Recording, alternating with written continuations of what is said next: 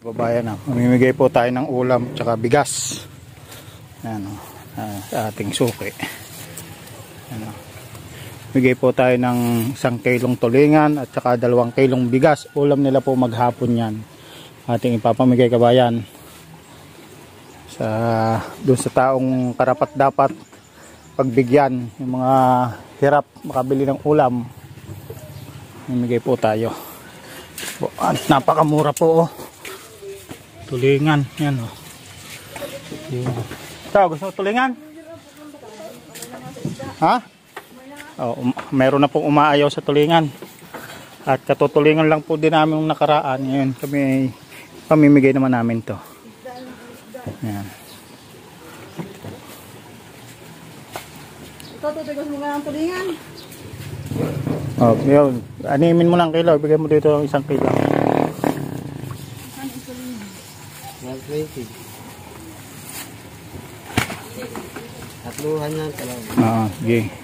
Gawin mo ng 6. Ito po, at may bitbit po tayo dito ng 3 kilong bigas tsaka 1 kilong tulingan para po kay nanay na PWD. Ayan po mga kababayan, maghatid tayo po ng blessing sa karapat dapat natin pong pagbigyan. Isa po si nanay sa napakahirap ng buhay dito sa aming bayan sa Santa Maria, Laguna. Salamat na. Ha? Tigilan mo yan. Naipasan kayo? Akalan po. Pabayan kayo, sakay na kayo hanggang Talangka kasi sa Patalangka kami. Dadaan kami doon, mag-ano kami doon sa Talangka. Hanggang Talangka para hindi na kayo maglakad.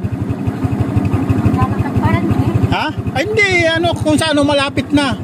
O din yung manggamit yun, doon na kayo sumakay. Para malapit na. Bigat pala ng nyo eh. Saan kayo pupunta? Paluwas po ulit. Sa Maynila? Oo. Oo.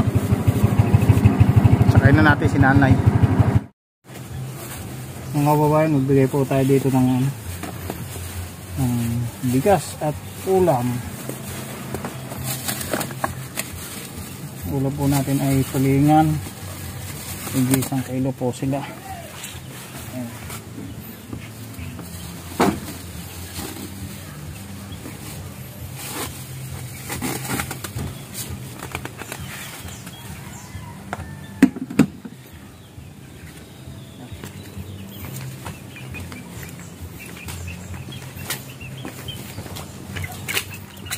Lorna, bakit parang malungkot ka?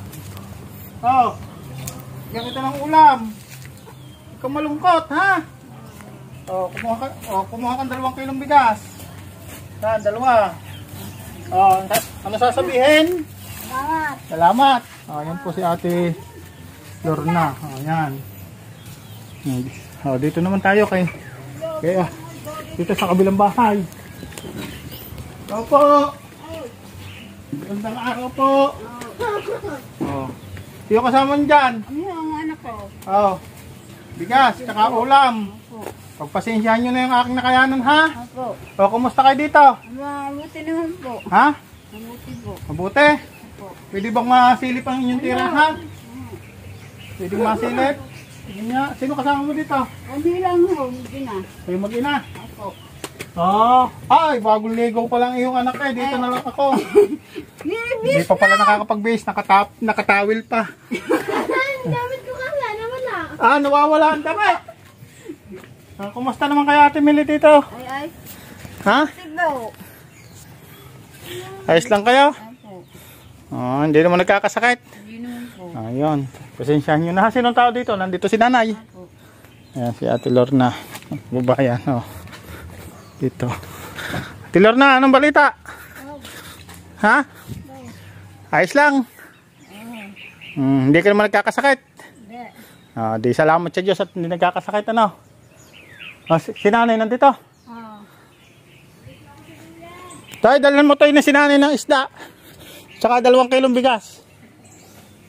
Nay! Asan kayo? Hali kayo. Hali kayo at bibigyan ko kayo ng pang-ulam. Nakain ba kayo ng tulingan? Ay, nakain pala kayo ng tulingan. Hali kayo at bibigyan ko kayo ng ng ulam.